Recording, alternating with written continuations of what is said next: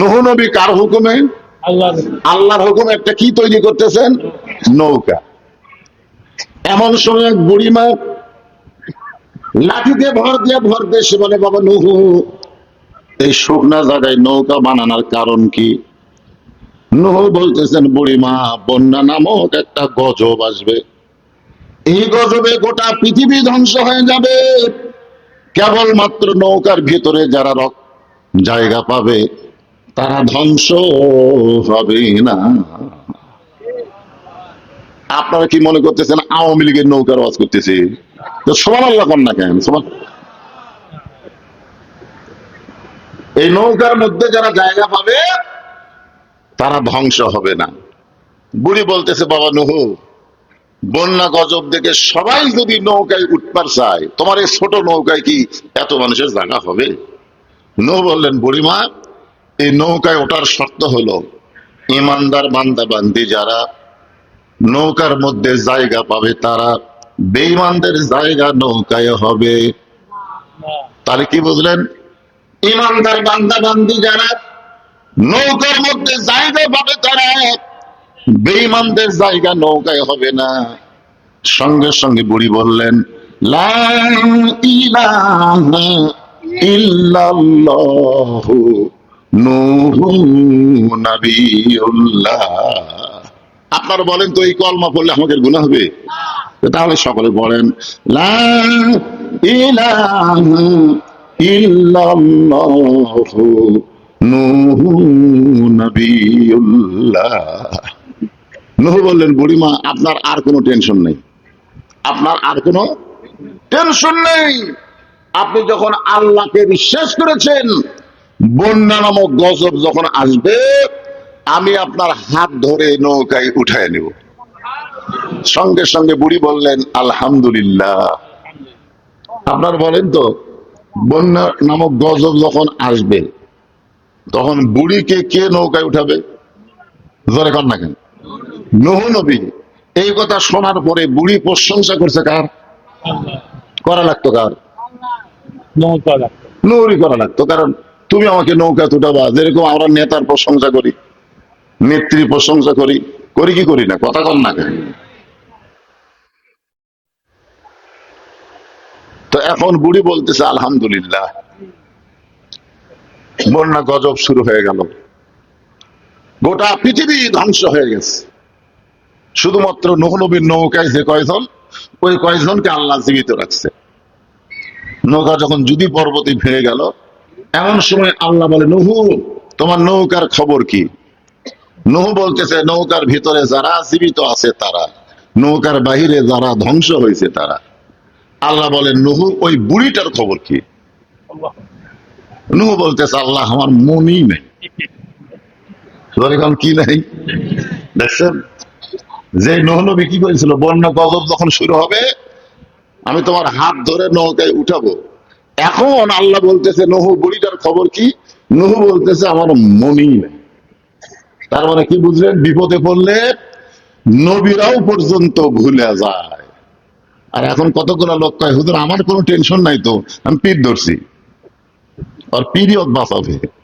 আমার দয়াল বাবার দরবারেতে কেউ ফিরে না খালি হাতে।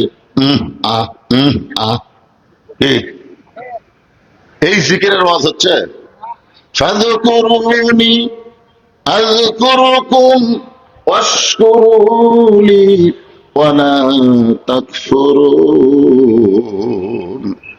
আল্লাহ বলে, নূহ, তাহলে বুড়িটার খবর কি? নূহ বলতেছে, আল্লাহ, দুনিয়ার সবাই যখন ধ্বংস হয়ে গেছে, তাহলে বুড়িটাও ধ্বংস হয়ে গেছে। আল্লাহ বলে, নূহ, আজগুবি কোনো কথা বলা যাবে না, কথা বলতে গেলে তদন্ত করে কথা বলা লাগবে। সুবহানাল্লাহ কোন?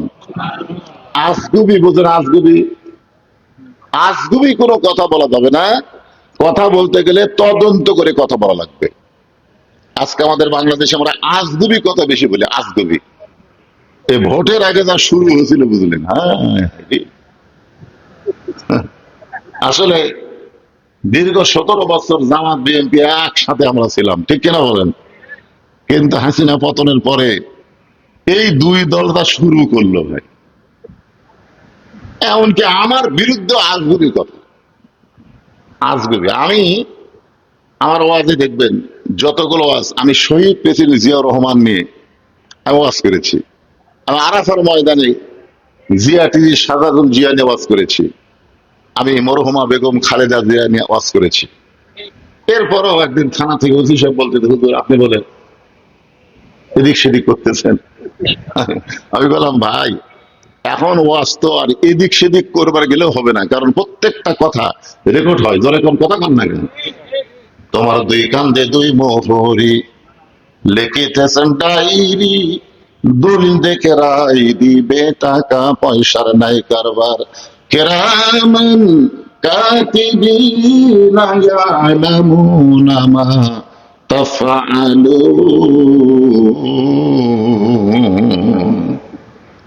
আল্লাহু আকবার বলবেন। আমি কি এটা আমার কথা বললাম না কোরআন বললাম? তোমার কি দুই কান্দে দুই মোহরি, লিখিতেছেন ডায়েরি, দলিল দেখে রায় দিবে, টাকা পয়সার নাই কারবার। একটু মনোযোগ দিয়ে শুনবেন। আল্লাহ বলে নুহু, আজগবি কোনো কথা বলা যাবে না, তদন্ত করে কথা বলতে হবে। নূহ নবী তদন্ত করতে গিয়ে দেখে বুড়ি তো দূরের কথা, বুড়ির ঝুবড়ি বাড়ি পর্যন্ত কিছুই হয়নি। সুবহানাল্লাহ জোরে বলা যাচ্ছে না? গোটা পৃথিবী ধ্বংস হয়ে গেছে। 40 দিন সবচাইতে উঁচু পাহাড় 40 দিন পানির তলে ডুবেছিল। 40 দিন।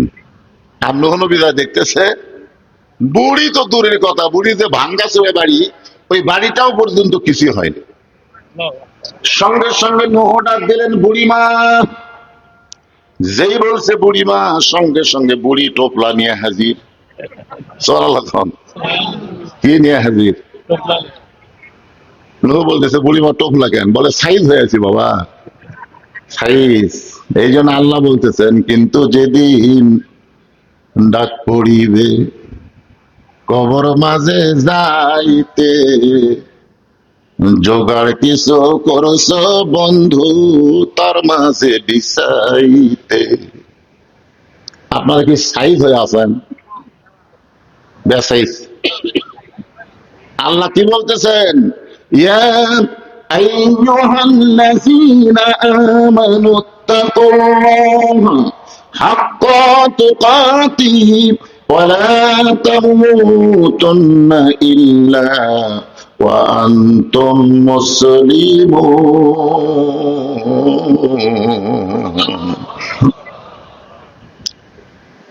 উজির নবীর মন্ত্রী খলিফা হারুন রশিদকে বলতেছে, জাহাপনা, আপনার দরবারে একটা পাগল খুবই ডিস্টার্ব করে, কখনো হাসে কখনো কান্দে। এই হুজুরে পাগলা, পাগলার সাথে কি লিখবি? না না, এরা খুবই ডিস্টার্ব, খুবই ডিস্টার্ব, খুবই ডিস্টার্ব রে। তুই তো এই পাগড়ি আবার, তুই আবার ডিস্টার্ব করতিস। কি এইরকম ছোট বাচ্চার হাতে আপনার মোবাইল দিয়ে কি বানাচ্ছেন? আমি অসুস্থ মানুষ। বর্তমান বিশ্বের প্রেক্ষাপট আল্লাহর ওলির দরবার সামনে রেখে ফাসকুরুনি আজকুরুকুম আয়াতের উপর কথা বলতেছি। তো এখন উজির নাজির মন্ত্রীরা বলতেছে, যাবো না, এই বাহালুল পাগল কখনো হাসে কখনো কান্দে, রাজ দরবারের সৌন্দর্য নষ্ট হয়ে গেছে। রাজ দরবার একটা সৌন্দর্য আছে না নাই? কিন্তু পাগল রাজ দরবারে সে যদি কান্দে হাসে তখন কেমন লাগে? আপনি যেভাবেই হোক এই পাগলকে রাজ দরবার থেকে বের করার একটা ব্যবস্থা করেন। খলিফা হারুন বাহলুল পাগলকে কাছে ডাক দিয়ে বললেন, ভাইজান আমার একটা কাজ করে দেওয়া লাগবে, পারবা? তো বাহলুল পাগল বলে, কি কাজ? খলিফা হারুন বলতেছে যে, আমার এই লাঠিটা তোমার চাইতে বোকা মানুষ যদি খুঁজে পাও, তাহলে এই লাঠিটা তুমি তারে দিয়ে দিও, এটাই তোমার কাজ। আমি তোমাকে একটা লাঠি দিলাম, ধরে কি দিলাম? তোমার চাইতে বোকা মানুষ যদি খুঁজে পাও, এই লাঠিটা তুমি তারে দিয়ে দিও, এটাই তোমার কাজ। তো বাহলুল পাগল লাঠি নিয়ে যখন চলে গেল, খলিফা হারুন বললেন, উজির নদীর মন্ত্রীরা, এই পাগল আর আসবে না, কারণ এর চাইতে বোকা মানুষ খুঁজেও পাবি না, লাঠি দেওয়ার কামও শেষ হবি না। আসলেই তাই, কয়েক বছর হয়ে গেল বাহলুল পাগল রাজ দরবারে আসে না। উজির নাজির মন্ত্রীরা মনে মনে খুবই খুশি যে পাগলের হাত থেকে তো দরবার বাঁচলো। কিন্তু খলিফা হারুন যখন অসুস্থ হয়ে গেলেন, এমন সময় বাহলুল পাগল লাঠি নিয়ে হাজির। খলিফা হারুন যখন অসুস্থ হয়ে পড়ে গেছেন, এমন সময় বাহলুল পাগল কি নিয়ে হাজির? লাঠি নিয়ে হাজির। খলিফা হারুন বলতেছে, বাহলুল, এখন পর্যন্ত লাঠি তোমার কাছে আছে? তোমার চাইতে বোকা মানুষকে খুঁজে পাওনি? বাহলুল পাগল বলে, দেখো না, আজকে মনে হয় পাওয়া যাবে, আজকে। খলিফা হারুন বলে, পাগল নাকি তুমি? আর আমি ছাড়া কে আছে? তাহলে আজকে তুমি বোকা মানুষ কোথায় পাবা? বাহলুল পাগল বলে, জাহাপনা, মনে করেন আপনি যেই শহরে বসবাস করতেছেন, এই শহরের নাম কি? বলে, বাগদাদ। এই বাগদাদ থেকে আপনি যদি 10 দিনের সফরে মক্কা শহরে যান, এই বাগদাদ থেকে 10 দিনের সফরে যদি মক্কায় যান, আপনি বলেন তো কেমনে যাবেন? খলিফা হারুন বলে, বাগদাদ হলো আমার চীনা, আর মক্কা হলো আমার অচীনা। চীনা শহর থেকে অচীনা শহরে 10 দিনের সফরে কেউ যদি যায়, তাহলে মাল সামানা জোগাড় করে রওনা দেওয়া লাগবে, কারণ অচেনা শহরে গিয়া যেন বিপদে না পড়ে। বাহলুল পাগল বলে, জাহাপনা, দুনিয়ার একটা শহর থেকে আরেকটা শহরে 10 দিনের সফরে গেলে মাল সামানা জোগাড় করে যদি রওনা দেন, এখনই যদি আপনার মৃত্যু হয়, আখেরাতের বিশাল একটা জগতের সফর আপনার শুরু হবে। সেই সফরের জন্য আপনি কতটুকু মাল সামানা জোগাড় করেছে? খলিফা হারুন কান্দে। বাহলুল পাগল বলে, কান্দেন কেন? খলিফা হারুন বলে, বাহলুল রে, এতদিন মনে করতাম তুমি পাগল, কিন্তু আজকে দেখতেছি তুমি পাগল না, পাগল হলাম আমি। এখনই আমার মৃত্যু হলে ওই বিশাল আখেরাতের জগতের জন্য আমার তেমন কোনো জোগাড় নাই। বাহলুল পাগল বলে, তাহলে আপনার লাঠি আপনি নেন। এই দুনিয়াতে আসার পরে মৃত্যু তার সামনে আছে, এইটা জানার পরেও যারা কবরের সম্পদ জোগাড় করে না, আখেরাতের পাথেও জোগাড় করে না, তারা হলো দুনিয়ার সব চাইতে বড় বোকা। আপনারা বলেন তো, এখান থেকে আমাকে বাড়ি যাওয়ার গ্যারান্টি কার কার আছে? হ্যাঁ, কেরে ছেলে পেলে তোরা তো সেই মশাল মারতিছে। কয়েকদিন হলে দেখলাম নওগাঁ এই তেলের পাম্পকে মশান ভাই, নওগাঁয় এতই মোটর সাইকেল, আমাদের বগুড়াত কিন্তু এত নেই। প্রায় দেখলাম 2-2.5 কিলো পর্যন্ত তারা মোটর সাইকেল নিয়ে জিকির করতেছে। আচ্ছা, এরকে বাপ মাও নাই? যে ছেলেরা এত রাত ধরে তেলের পাম্পে মোটর সাইকেলের তেল নেওয়ার জন্য দাঁড়িয়ে আছে ঘন্টার পর ঘন্টা। কিরে, তেলের জন্য লাইন দিছ? মিশে মায়াই বন্দি থাইকা করলাম কত খেলা, পশ্চিমে তাকায়া দেখো তোমার ডুইবা গেছে বেলা। সবাই একটু মনোযোগ দিয়ে শুনবেন। এক পলকের নাই ভরসা, মিশে সকল আশা, কখন বুঝি দারুণ ঝড়ে ভাঙবে তোমার বাসা। নূহ বলতেছেন, বুড়িমা, বন্যা গজব শেষ হয়ে গেছে, গোটা পৃথিবী ধ্বংস হয়ে গেল, অথচ বুড়িমা আপনি এমন কি আমল করলেন যে আমল করার কারণে আপনার ঝুবড়ি বাড়ি পর্যন্ত কিছু হয় নাই? সঙ্গে সঙ্গে বুড়ি আসমানের দিকে তাকায় বলে, নূহ, তুমি যখন আমাকে বলেছিলে বন্যা গজব যখন শুরু হবে আমাকে হাত ধরে নৌকায় উঠাবা, তখন আমার ঈমান আমাকে বলে দিল, বুড়ি, দুনিয়ার সবাই সবাইকে ভুলতে পারে, কিন্তু একজনই কোনোদিন কাউরে ভুলবে না, তিনি হলেন আমাদের আল্লাহ।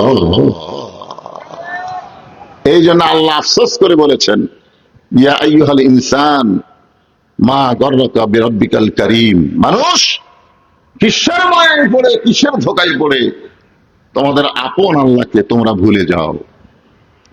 আল্লাহ দুনিয়াতে আমাদের পাঠাইছে দুনিয়াদারি করার জন্য নাকি? এই দুনিয়াদারি তাহলে বারবার উপর দিকে তাকান, কি দেখতেছেন? 8 তলার ভিত দিছি হুজুর, 6 তলা হতে রড বার করে তুছি, আর 2টা তলা করবে পারলে আমার আর টেনশন নেই। বারবার উপর দিকে তাকাবেন না নিচের দিকে তাকাবেন? কোন দিকে তাকাবেন একটু খেয়াল করবেন। ইজা আসাবাতুহুম মুসিবাতুন ক্বালু ইন্না লিল্লাহি ওয়া ইন্না ইলাইহি রাজিউন। মায়েরা, আপনারা যারা পর্দার অন্তরে আছেন, আপনাদের জন্য জিকিরের ওয়াজ হলো অকরনা ফি বুয়ুতিকুন্না ওয়ালা তাবাররাজনা তাবাররুজাল জাহিলিয়াতিল উলা। এতক্ষণ জিকিরের ওয়াজ করলাম পুরুষের, এখন মেয়ে মানুষের কিছু জিকিরের ওয়াজ করা লাগবে।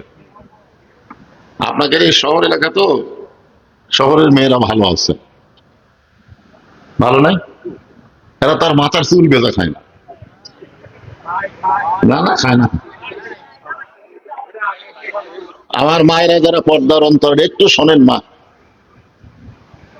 গভীর রাত্রে খাদিজাতুল কুবরা নবীর হাতখানা বুকের মধ্যে নিয়ে ফোঁপায় ফোঁপায় কাঁদতেছে। আল্লাহ রাসূল বলে, খাদিজা, দুনিয়ার সবাই ঘুম পাড়ে, অথচ আপনি এভাবে কাঁদেন কেন? খাদিজা বলে, হুজুর, যে কোনো সময় আমার মৃত্যু হবে। আপনারা বলেন তো, যে কোনো সময় মৃত্যু হবে, এই চিন্তা করা ভালো জিকির না খারাপ জিকির? জিকির মানে কি? স্মরণ করা, চিন্তা করা। খাদিজা বলতেছে, ইয়া রাসূলুল্লাহ, যে কোনো সময় আমার মৃত্যু হবে। আল্লাহ রাসূল বলে, খাদিজা, আপনি কি শুনতে চান? খাদিজা বলে, হুজুর, আপনি একটু বলবেন না আমার জীবনে কোনো খুশির খবর আছে কিনা, আমার জীবনে কোনো খুশির খবর আছে কিনা। আল্লাহ রাসূল বলেন, খাদিজা, এই দুনিয়াতে আল্লাহ 10 জন পুরুষকে জান্নাতের সার্টিফিকেট দান করেছে। বলেন সুবহানাল্লাহ। আমার সাহাবীর মধ্যে কয়জন? সবাই জান্নাতি। আল্লাহ নবীর প্রত্যেকটা সাহাবীরাই কিন্তু জান্নাতি, কিন্তু 10 জনকে আল্লাহ দুনিয়াতে জান্নাতের সার্টিফিকেট দিয়েছেন। আল্লাহ রাসূল বলেন, 1 নম্বর হলেন আবু বকর, 2 নম্বর ওমর, 3 নম্বর ওসমান, 4 নম্বর আলী, 5 নম্বর আব্দুর রহমান ইবনে আওফ, 6 নম্বর হলো জুবাইর, 7 নম্বর তালহা, 8 নম্বর সাদ ইবনে আবি ওয়াক্কাস, 9 নম্বর আবু সাইদ, আর 10 নম্বর হলো ওবাদা ইবনুল জাররাহ। এই 10 জনই হলেন আশারে মুবাশশারা। খাদিজা বলতেছে, ইয়া রাসূলুল্লাহ, আমি আমার খবর শুনতে চাই, আর আপনি পুরুষের খবর শোনান। আল্লাহ রাসূল বলে, খাদিজা, পুরুষের মধ্যে 1 নম্বর জান্নাতে হলেন আবু বকর, আর নারীদের মধ্যে 1 নম্বর জান্নাতি হলো খাদিজাতুল কুবরা। বলে, হুজুর, এ কথা আমাকে আগে কবেন না? আমি প্রতিদিন ঘুমানোর সময় চিন্তা করি যে আমার যদি মৃত্যু হয় আমার কি খবর। আল্লাহ রাসূল বলে, আপনার খবর হলো আপনি 1 নম্বর জান্নাতি। পুরুষের মধ্যে 1 নম্বর জান্নাতের নাম কি? আবু বকর। আর নারীদের মধ্যে 1 নম্বর খাদিজাতুল কুবরা। নবী আমার হাঁটুখানা খাদিজার হাঁটুর সঙ্গে লাগাই বললেন, হুন্না লিবাসুল লাকুম ওয়া আনতুম লিবাসুল লাহুন্না। ও খাদিজা, আমি নবী হিসাবে না, স্বামী হিসাবে আপনার কাছে জানতে চাই, পুরুষের মধ্যে 2 নম্বর জান্নাতে হলো উমর, 3 নম্বর জান্নাতে হলো ওসমান, 4 নম্বর জান্নাতে হলো আলী। তাহলে নারীদের মধ্যে 1 নম্বর যখন খাদিজা, 2 নম্বর কে হলে ভালো হয়? আল্লাহ রাসূল বললেন, আমি স্বামী হিসাবে জানবার চাচ্ছি, নবী হিসাবে না। কি হিসাবে? স্বামী হিসাবে। খাদিজা বলতে, হুজুর, আসলেই তাই। মেয়েদের মধ্যে যারা থাকে তারাই মেয়ে চেনে, পুরুষের মধ্যে যারা থাকে তারা পুরুষ চেনে। খাদিজা বললেন, যখন 2 নম্বরের কথা আমার কাছে শুনতে চান, ওগো আল্লাহর নবী, তাহলে আমাকে আল্লাহ 1 নম্বর জান্নাতি, আমার কলিজার টুকরা ফাতেমাকে আল্লাহ যেন 2 নম্বরে কবুল করে। পুরুষের মধ্যে 1 নম্বর কে? আবু বকর, 2 নম্বর ওমর। খাদিজা বলতেছে, নারীদের মধ্যে 2 নম্বর হলো আমার কলিজার টুকরা ফাতেমা। আল্লাহ রাসূল মুস্কি হাসিতে বললেন, ও খাদিজা, আপনার অনেক 4টা মেয়ে আছে, আল্লাহ আপনাকে 4টা মেয়ে দান করেছে। ধরে বলেন কয়টা? নবীর মাধ্যমে আল্লাহ 4টা মেয়ে দান করেছে খাদিজাকে। বড় মেয়েটার নাম হলো জয়নাব। এই নামগুলো মুখস্থ রাখবেন। নবীর মেয়ের নাম, ছেলের নাম মুখস্থ রাখলে আমাদের ইমানের তারাক্কি হবে, বুঝলেন? নবীর বড় মেয়ের নাম হলো জয়নাব, মেজ মেয়ের নাম হলো রোকেয়া, তারপরে মেয়েটার নাম হলো কুলসুমা, এবার সবচেয়ে ছোটটার নাম হলো ফাতেমা। আল্লাহ রাসূল বললেন, খাদিজা আরো 3টা মেয়ে আছে, সেই 3টা মেয়ের কথা না বলে আপনি ফাতেমার নাম 2 নম্বরে কেন বলতেছেন? খাদিজা বলতেছেন, হুজুর আপনি বাবা, আপনি বুঝতে পারবেন না কোন সন্তান কেমন, এটা বাবা জানি না, এটা জানি তার মা। এই ছেলেরা, তোমরা কে কেমন এটা কিন্তু তোমার বাবা জানে না, মা জানে। হ্যাঁ, এই ছেলেগুলো কেন ওখানে দাঁড়া থাকে, এরা কেন বসে না, এরা কেন ঘরে, হ্যাঁ এইগুলো মাও জানে। বিশ্বাস যদি না করেন মায়ের কাছে গিয়ে বলবেন যে তোমার ছেলে কোরআনের মাহফিলে গেলে বসে না কেন। হ্যাঁ, এক ছেলে আমাকে বলতেছে, হুজুর 11 মাস আমার খিদে কম, কিন্তু রোজার মাসে এত বেশি খিদা লাগে। বলেন তো কারণ কি? আমি বললাম, তোর মা বেঁচে আছে? আছে। তো মায়ের কাছে যা। কারণ মা কিভাবে জানবে? আরে যাস না কেন? ওর মায়ের কাছে গিয়ে বলতেছে, মা 11 মাস আমার খিদা কম, কিন্তু রমজান মাসে এত খিদা লাগে কেন? মা বলতেছে, এই সর্বনাশ করছে তোর দাদি। কারণ তুই যখন রমজান মাসে আর পেটে ছিলি, তখন তোর দাদি আমাকে কইছে, বৌমা খবরদার এবার রোজা থাকতে পারবা না, রোজা থাকলে পেটের বাচ্চা শুকায় যাবি। তুই কি তাজা খাওয়ার জন্য রমজান মাসে খাসি, আমিও খাসি, তুইও খাসি। এই জন্য ইমাম গাজ্জালী বলেন, কি বলবো প্রসবের কথা, মা বিনে সেই ব্যথা কেউ তো বুঝিবে না। মাজন ঠেকিয়া সন্তানের দায়, কালে মা মারা যায়, কেন সে মায়ের ভক্তি করো না। ইমাম গাজ্জালী বলেছেন, মায়ের পেটে যখন বাচ্চা আসে, এই মনোযোগ দিয়ে শুনবেন, বাচ্চা আসার সাথে সাথে মেয়েদের কিন্তু একটা অসুখ থাকে, প্রতি মাসে 3 দিন 5 দিন 7 দিন, যে অসুখ হলে নামাজ পড়া যায় না, রোজা করা যায় না। আপনার বোঝেন না সেই অসুখের নাম কি? হ্যাঁ, তো এই বাচ্চা আসার সাথে সাথে এই অসুখটা আল্লাহ বন্ধ করে দেয়। কেন বন্ধ করে দেয়? কারণ বাচ্চা থাকা অবস্থায় মায়ের ইবাদতের যেন কোনো কমতি না হয়। কারণ মায়ের ইবাদতের সাথে আল্লাহ পেটের বাচ্চার সম্পর্ক করে দেয়। মা যদি পেটের বাচ্চা নিয়ে নামাজ পড়ে, বাচ্চার বয়স ধরেন 6 মাস, 6 মাসের বাচ্চা পেটত নিয়ে মায়ের উপর সেজদা করলে মার কষ্ট হবে না? কারণ একটু চিন্তা করে দেখেন, 6 মাসের বাচ্চা নিয়ে মা রুকু সেজদা করতেছে, বাচ্চা পেটের মধ্যে দোমল খায়। ফেরেশতা বলতেছে, আল্লাহ দেখো তোমার বান্দি রুকু সেজদা করতে গিয়ে পেটের বাচ্চা দোমল খালো। আল্লাহ কয়, ফেরেশতা সাক্ষী থাক, যেই মা পেটে বাচ্চা নিয়ে নামাজ পড়তেছে, এ মা শুধু নিজে নামাজ পড়তেছে না, পেটের বাচ্চাকেও নামাজি বানায়া দিচ্ছে। এই জন্য একজন নেপোলিয়ন বলতেন, তাকে খ্রিস্টান বলেছে, তোমরা যদি ভালো একটা সন্তান চাও, ভালো একটা মায়ের দরকার। এই যে যার বংশের ওয়াজ শুনতেছেন, এ যার বংশ, এনার বংশের খবর জানেন? মাদ্রাসা ভর্তি করে দিয়েছে 4 বছর, আব্দুল কাদের।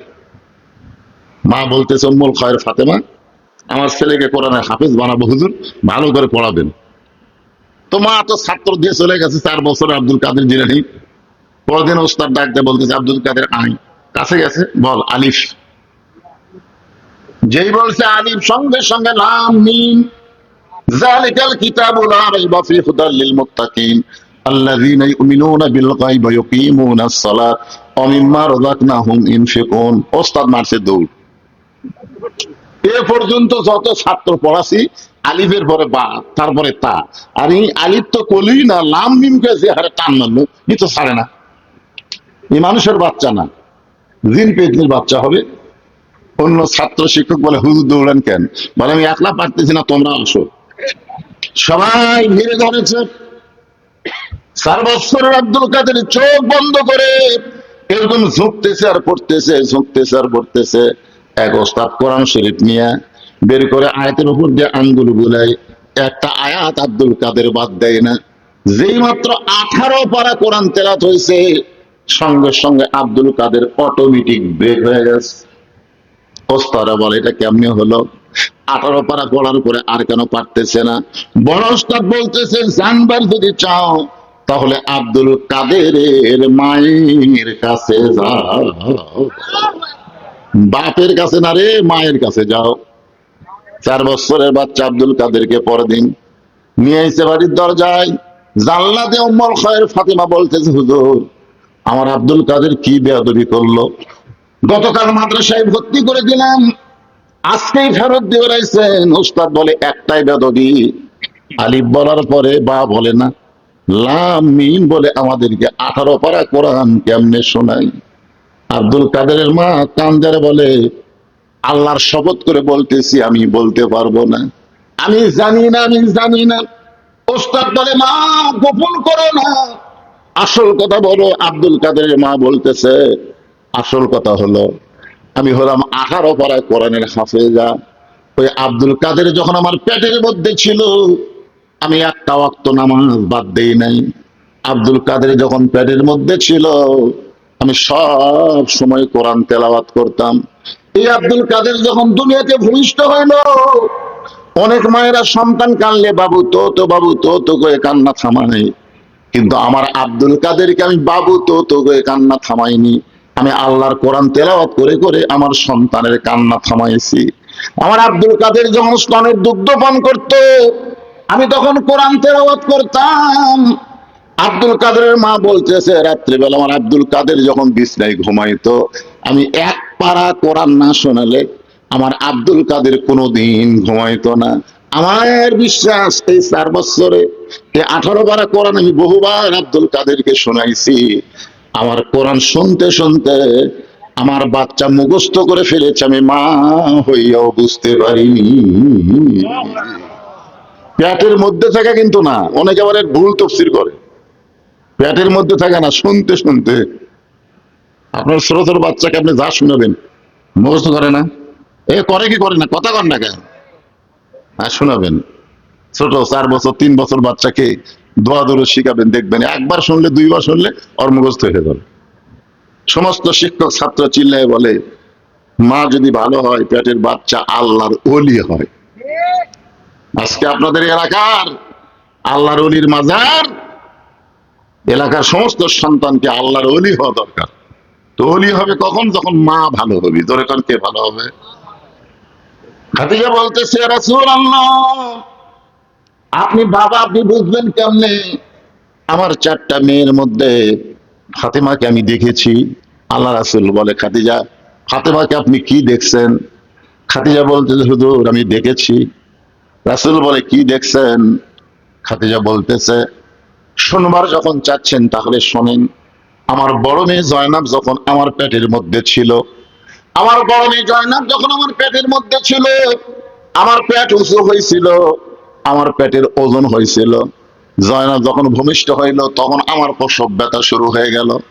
আমার দ্বিতীয় মেয়ে রোকেয়া যখন আমার পেটের মধ্যে ছিল, আমার পেটটা উঁচু হয়েছিল, পেটের ওজন হয়েছিল। রোকেয়া যখন ভূমিষ্ঠ হইল, তখন আমার প্রসব ব্যথা শুরু হয়ে গেল। আমার কুলসুমা যখন পেটের মধ্যে ছিল, আমার পেটটা উঁচু হয়েছিল, পেটের ওজন হয়েছিল। কুলসুমা যখন ভূমিষ্ঠ হইল, তখন আমি প্রসব ব্যথা বুঝতে পারলাম। কিন্তু আল্লাহর শপথ করে বলতেছি, আমার ফাতেমা যখন আমার পেটের ভিতরে, আমার পেটের মধ্যে ফাতেমা বড় হচ্ছে আমি বুঝতে পারছি, কিন্তু পেটের কোনো ওজন আমি বুঝতে পারি নাই। যেদিন আমার ফাতেমা ভূমিষ্ঠ হইল, আমি খাদিজা লক্ষ্য করে দেখি আমার কোনো প্রসব ব্যথা নাই। ওই ছোট্ট ফাতেমা তার 2টা হাত তার ইজ্জতের উপরে ঢেকে দিয়ে দুনিয়াতে ভূমিষ্ঠ হইল। আমি মা হইয়া আজও পর্যন্ত ফাতেমার ইজ্জতটাও দেখতে পারি নাই। সঙ্গে সঙ্গে আল্লাহর নবী খাদিজাকে বুকের মধ্যে নিয়ে বলে, খাদিজা আপনার ফাতেমা তো জান্নাতি নয়, আপনার ফাতেমা তো জান্নাতি নয়। খাদিজা বলে, হুজুর ফাতেমা যদি জান্নাতি না হয় তাহলে ফাতেমার খবর কি?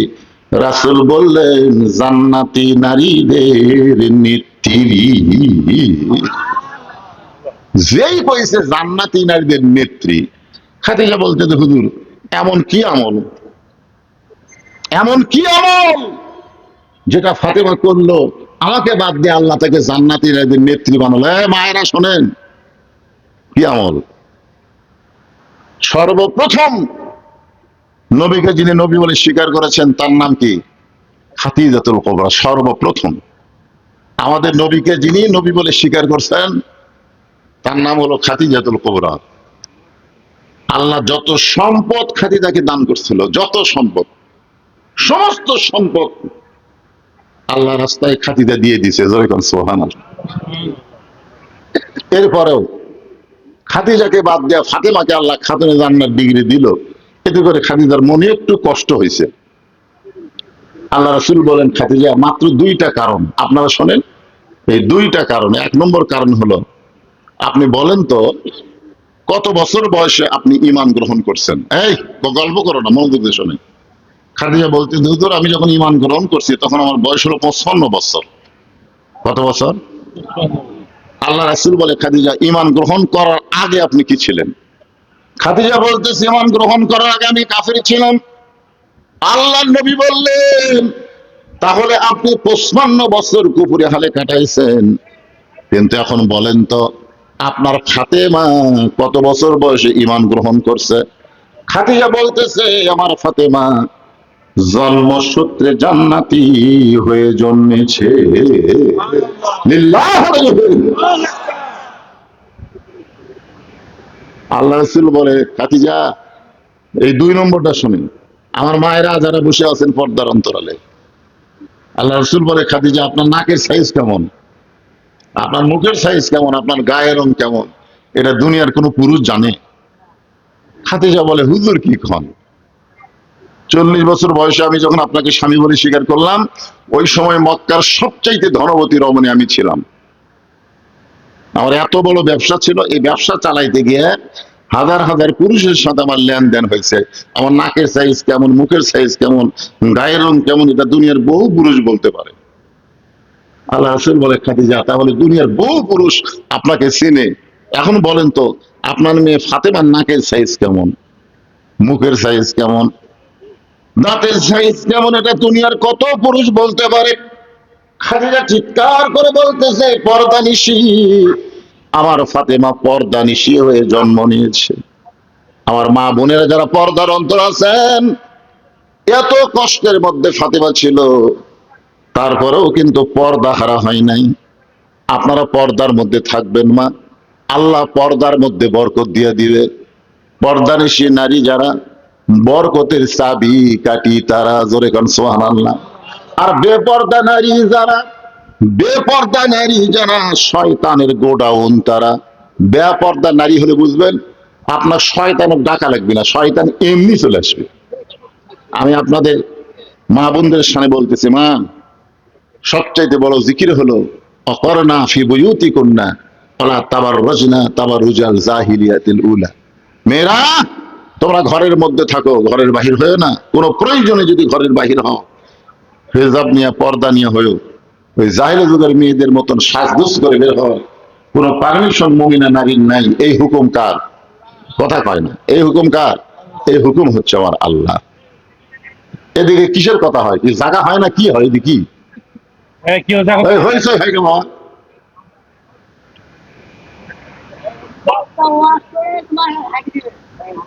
হ্যাঁ, ফাজল, আবার আয়াতটা বলেন, ফাজকুরুনি আযকুরুকুম ওয়াশকুরুলি ওয়ালা তাকফুরুন। সবচেয়ে বড় জিকির কি? এটা জিকির মানে খালি, এখানে জিকির শব্দের অর্থ হলো স্মরণ করা, স্মরণ স্মরণ। সবচেয়ে বড় স্মরণ করা হলো এখান থেকে বাড়ি যাওয়ার গ্যারান্টি। এই কথাটা একটু জবান খুলে কর না কেন? এখান থেকে বাড়ি যাওয়ার গ্যারান্টি। হাসিনা যখন আসছিল তখন আমার বউ আমাকে মাঝে মধ্যে বলতেছিল, দেখে শোনা ওয়াজ করবেন, দেখে শোনা ওয়াজ করবেন। আমি বললাম, কি দেখবো? বলে, এমন ভাবে দেখবেন পুলিশের গাড়ি, র্যাবের গাড়ি, যদি কোনো ক্যারাটেরা থাকে তাহলে এমন ভাবে ওয়াজ করবেন আপনি যেন ধরা না পড়েন। মানে আমি যে বহুবার ধরা পড়ছি, বুঝলেন না? তখন আমার বইয়ের কপালে একটা চুমু দিয়ে বললাম, আমাকে দেখো। বউ বলতেছে, কি দেখবো? দেখো। কি দেখবো? আরে দেখো, আর হয়তো দেখা নাও হতে পারে। চুল করে বলতেছে দেখা হবে না কেন? আমি বললাম তুমি চিন্তা করো, পুলিশ ধরা, র্যাব ধরা, আর প্রত্যেকটা মুসলমান চিন্তা করবে আজরাইল ধরা। জোরে কোন কথা ঠিক কিনা? আপনারা যারা এখানে বসে আছেন, কাকে কখন আজরাইল ধরবে আপনারা কেউ জানেন? কেউ জানেন? এই জন্য আল্লাহ বললেন, ওমা তুনফিকু মিন শাইইন ফি সাবিলিল্লাহি ইউফা ইলাইকুম ওয়া আনতুম লা তুযলামুন। আমি অসুস্থ মানুষ, আমি আসতেই চাচ্ছিলাম না, কিন্তু এসে তো ভালোই হলো মাশাআল্লাহ। আপনার অনেক মানুষ, প্রথম দিকে আমি কয়েকবার এখানে উল্কি ফুলকি মারে, দিকে লোকই নাই। আমি মনে করছেন এই ঘুগা জায়গাতে হয়তো কেউ আসবে না। তো মাশাআল্লাহ ভাইজান, যে আয়াতে কারিমা তেলাওয়াত করলাম, সবচেয়ে বড় জিকির এই মাজার, এই মাহফিল কিয়ামত পর্যন্ত চলুক। আপনারা কি চান না? ঠিক আছে। আল্লাহুম্মা সাল্লি আলা মুহাম্মাদিন ওয়া আলা আলি মুহাম্মাদ কামা সাল্লাইতা আলা ইব্রাহিম ওয়া আলা আলি ইব্রাহিম ইন্নাকা হামিদুম মাজিদ। আল্লাহুম্মা বারিক আলা মুহাম্মাদ ওয়া আলা আলি মুহাম্মাদ কামা বারাকতা আলা ইব্রাহিম ওয়া আলা আলি ইব্রাহিম ইন্নাকা হামিদুম মাজিদ। এখন তো ঠিক এ আছে। বাবা শোনো, তোমরা দিবা কোন সাইড থেকে? ওই সাইডটাই দে। ওই দরজাটা আগে দেওয়া হবে না, ওটি আগে দেওয়া হবে না, ওটি দিলে জ্ঞান যাবে। এই সাইডটা দেওয়া হবে। দরজা দেওয়া লাগবে পরে। এটি 10 জন, এটি 15 জন থাকে। এটি 10 জন, 25 জন দাও। 20 জন দাও, 20 জন দাও। মোনাজাত শুরু হবে, তাবারক দেওয়া শুরু হবে। এলা রেডি করো। হ্যাঁ, এই যে কে দিচ্ছে। আরে মোনাজাত শুরু, তাবারক দেওয়া শুরু। আরো আসেন, আরো আসেন, এই 2-4 জন না, ওই সাইড থেকে, ওই পিছন দিক থেকে ধরেন। দেখি টোপলা, দেখি কত বড় টোপলা বাবা। এই টোপলাটা দেখি তো কত বড়।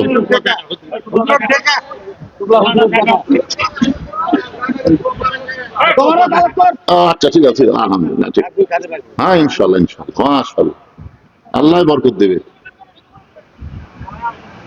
আল্লাহুম্মা সাল্লি আলা মুহাম্মাদিন ওয়া আলা আলি মুহাম্মাদ কামা সাল্লাইতা আলা ইব্রাহিম ওয়া আলা আলি ইব্রাহিম ইন্নাকা হামিদুম মাজিদ। আল্লাহুম্মা বারিক আলা মুহাম্মাদ ওয়া আলা আলি মুহাম্মাদ কামা বারাকতা আলা ইব্রাহিম ওয়া আলা আলি ইব্রাহিম ইন্নাকা হামিদুম মাজিদ। সবাই মোনাজাতে শামিল হবেন, আপনার তাবারক দিয়ে যাবে। আপনার তাবারকে টেনশন করা লাগবে না, আল্লাহর ওলির দরবার তাবারক আপনি পাবেন ইনশাআল্লাহ। হ্যাঁ ইনশাআল্লাহ, কোনো টেনশন নাই। আল্লাহুম্মা আমিন। আল্লাহুম্মা আনতাস সালাম ওয়া মিনকাস সালাম তাবারাকতা ইয়া যাল জালালি ওয়াল ইকরাম। আল্লাহ, গতকাল থেকে বৃষ্টি হচ্ছিল, আজকে সকালে বেলাও বৃষ্টি। আল্লাহ মাহফিল হবে কিনা, কিন্তু তোমার ওলির দরবার, আয় আল্লাহ, সুন্দরভাবে মাহফিল হয়ে গেল। আখেরি মোনাজাতে তোমার হাজারো বান্দা বান্দীদেরকে সঙ্গে করে নিয়ে জান্নাতের দরজায় ফকির হয়ে দোকানা হাত তোলা হয়েছে। আল্লাহ মেহেরবানি করে আজকের মাহফিল আমাদের সকলের হেদায়েতের জন্য, নাজাতের জন্য, জান্নাতের জন্য কবুল করো। এই মাহফিলের শুরু থেকে শেষ পর্যন্ত যত আলোচনা হয়েছে আল্লাহ, এর মধ্যে ত্রুটি হলে, ভুল হলে মাফ করে দাও, করে হাদিয়া মঞ্জুর করো। সোনার মদিনায় নবী পাকের রওজা মোবারকে কবুল করো। তামাম আম্বিয়ায়ে কেরাম, আসহাবে কেরাম, উম্মাহাতুল মুমিনিন, শহীদ শহীদান, জান্নাতুল বাকি, জান্নাতুল মাসহ পৃথিবীর যত গোরস্থানে যত মুর্দা শুয়ে আছে আল্লাহ, সকলের আরওয়াহ পরে হাদিয়া কবুল করো। আল্লাহ, বড় পীর আব্দুল কাদের জিলানী রহমতুল্লাহ আলাইহির বংশধর এখানে শায়িত আছে আল্লাহ, তার রুহানি দোয়া ও তাওয়াজ্জুর উসিলায় আমাদের সকলকে মাফ করে দাও। আল্লাহ, যারা কষ্ট করে মেহনত করে হাজার হাজার টাকা খরচ করে এত সুন্দর আয়োজন করেছে আল্লাহ, মেহেরবানি করে তাদের সকলকেই জান্নাতি কবুল করো। আল্লাহ, এই মসজিদকে কবুল করো, এই গোরস্থান আল্লাহর ওলির দরবারকে কবুল করো। আল্লাহ, সভাপতি, সহসভাপতি, সেক্রেটারি, কেশিয়ার যারা কষ্ট করে মাহফিল আয়োজন করেছে আল্লাহ, সকলকেই মাফ করে দাও। আজকে সম্মানিত প্রধান অতিথি হায় আল্লাহ মাহফিলের শুরু থেকে শেষ পর্যন্ত বসে আলোচনা শুনলো। আল্লাহ মাফ করে যাক। খুব আল্লাহ হায় আল্লাহ, আজকের মাহফিলের সম্মানিত সভাপতিকে আল্লাহ তুমি কবুল করো। আজকের মাহফিলের আলেম ওলামাদের আল্লাহ তুমি কবুল করো। আল্লাহ আমি বড় গুনাহগার বলে দোয়া ফিরে দিও না। গোটা বিশ্বের মুসলমানকে আল্লাহ তুমি হেফাজত করো।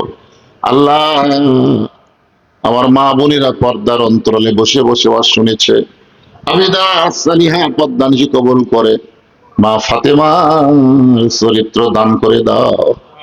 আল্লাহ আমি অসুস্থ, মারাত্মক অসুস্থ, আমার মতো অসুস্থ অবস্থায় যারা হাত তুলেছে আল্লাহ সবাইকে সুস্থতার নিয়ামত দান করে দাও।